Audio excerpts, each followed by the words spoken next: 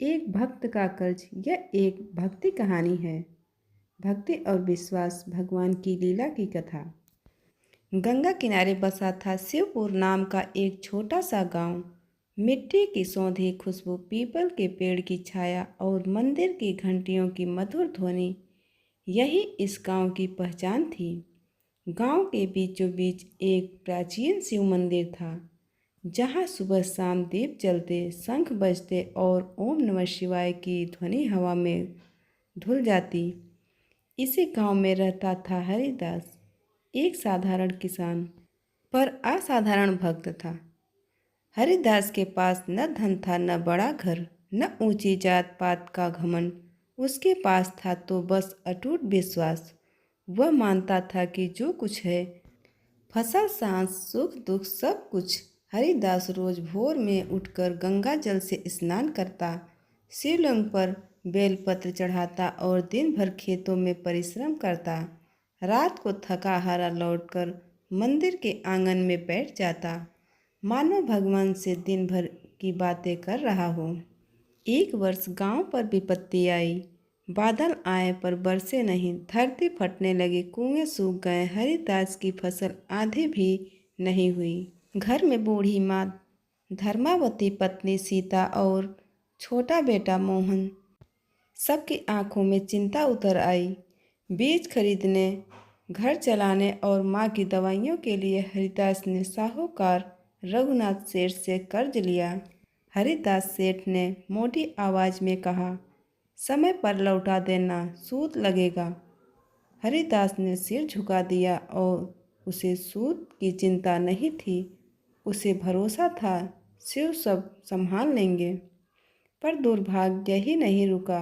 माँ की तबीयत बिगड़ी, इलाज के लिए शहर जाना पड़ा, कर्ज बढ़ता गया। हरिदास ने खेत बेचने की बात सोची, पर सीता ने रोते हुए कहा, यह खेत तुम्हारे पिता की निशानी है। हरिदास ने मन ही मन शिव से कहा, प्रभु रास्ता दिखाइए। साहूकार का धैर्य टूटने लगा। वह रोज घर आकर ताने मारता, भक्ति से पेट नहीं भरता हरिदास। गांव के कुछ लोग हंसते, कुछ तरस खाते। हरिदास चुप रहता। वह जानता था भक्ति का फल देर से मिलता है, पर मिलता अवश्य है। एक रात हरिदास मंदिर में देर तक बैठा रहा, आंखों से आंसू बहते रहे। उसने शिवलिंग से सिर लगा दिया, हे महादेव, मैं आपका कर्जदार हूँ। आपने जो दिया है उसी से जिया। अगर यह कर्ज मेरी परीक्षा है तो मुझे शक्ति दीजिए। उसी रात उसने सपना देखा। एक वृद्ध साधु आए, जटाजूट भस्म लगाए, आंखों में करुणा। साधु बोले, हरिदास, कर्ज धन का नहीं विश्वास का होता है, निभाओगे तो मुक्त हो जाओगे। हरिदास की आंख खुली, दिल में शांति थी, पर राह अभी कठिन थी। अगले दिन साहूकार ने आखिरी चेतावनी दी, 3 महीने में पैसा नहीं मिला तो खेत मेरे हो जाएंगे। हरिदास ने स्वीकार कर लिया। उसने मेहनत दुगनी कर दी। दूसरे के खेतों में मजदूरी, रात को दीपक बनाना, कभी लकड़ी काटना, जो भी मिला घर में लाया। सीता भी सिलाई करने लगी। मोहन स्कूल के बाद दूध बेचता। गांव के पुजारी रामेश्वर ने हरिदास से कहा, भक्ति के साथ कर्म भी जरूरी है। हरिदास मुस्कुराया, कर्म तो कर रहा हूँ, फल शिव पर छोड़ा है।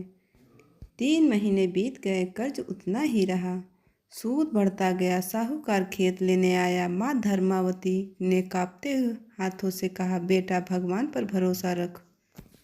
उसी दिन गांव में एक मेला लगा। दूर दूर से व्यापारी आए। हरिदास भी मेले में मजदूरी करने गया।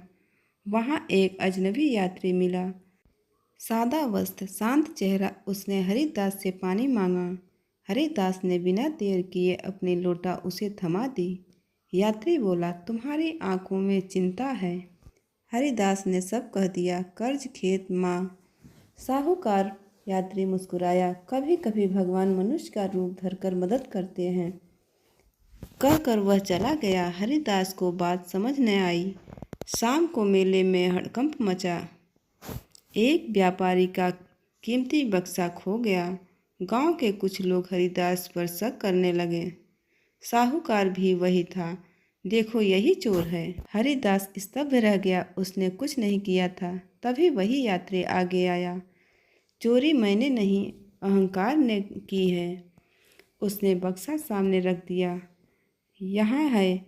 सब चकित रह गए। व्यापारी ने राहत की सांस ली। यात्री ने व्यापारी से कहा, इस आदमी की ईमानदारी की कीमत चुकाओ। व्यापारी ने हरिदास को इनाम दिया, इतना कि कर्ज का बड़ा हिस्सा उतर जाए। हरिदास की आंखें भर आई। उसने यात्री को ढूंढा पर वह गायब था। हरिदास ने साहूकार को आधा पैसा लौटा दिया। सेठ बोला, पूरा चाहिए। हरिदास ने विनम्रता से कहा, समय दीजिए। उसी रात मंदिर में फिर वही साधु प्रकट हुए। हरिदास मन में सोचने लगा, कर्ज चुकाने का समय आया है। सुबह गांव में खबर फैली। बरसों बाद जोरदार बारिश हुई। खेतों में पानी भर गया। बीज अंकुरित होने लगे। हरिदास ने खेत में हल चलाया। उसकी मेहनत ने रंग लाई। फसल लहलहा उठी। पर अभी समय था। कटाई के ठीक पहले एक आपदा आई, ओलावृष्टि की। कई खेत बर्बाद हो गए। हरिदास का दिल बैठ गया। वह मंदिर पहुंचा। प्रभु अब क्या? उसी क्षण गांव के लोग आए, जिन्हें कभी हरिदास ने मदद दी थी। कोई बीज लाया, कोई मजदूरी, कोई अनाज। सब ने कहा, आज आपकी बारी है। सामूहिक प्रयास से फसल बच गई। कटाई हुई, अनाज अच्छा निकला। हरिदास ने साहूकार का पूरा कर्ज चुका दिया। सेठ अवाक रह गया। हरिदास ने आखिरी बार मंदिर में सिर झुकाया। प्रभु, आपका कर्ज कैसे चुकाऊं? घंटी बजी। पुजारी रामेश्वर बोले, भगवान का कर्ज भक्ति से उतरता है, धन से नहीं। उसी क्षण हरिदास को वही यात्री, वही साधु, वही शिव की छवि दिखी। करुणामय मुस्कान के साथ उसे समझ आया, भगवान ने कर्ज नहीं चुकवाया, विश्वास सिखाया। गांव में हरिदास की कथा फैल गई। लोग समझने लगे कि भक्ति पलायन नहीं, साहस है। विश्वास अंधापन नहीं, दृष्टि है। हरिदास पहले से अमीर नहीं हुआ, पर भीतर से मुक्त हो गया। माँ स्वस्थ हुई। मोहन पढ़ने लगा। सीता के चेहरे पर शांति लौटी। हरिदास आज भी मंदिर जाता है। हरिदास विनम्रता से जब कोई पूछता है, कर्ज कैसे उतारा, वह मुस्कुरा कर कहता है, भगवान पर भरोसा रखो, कर्म करो, बाकी लीला है।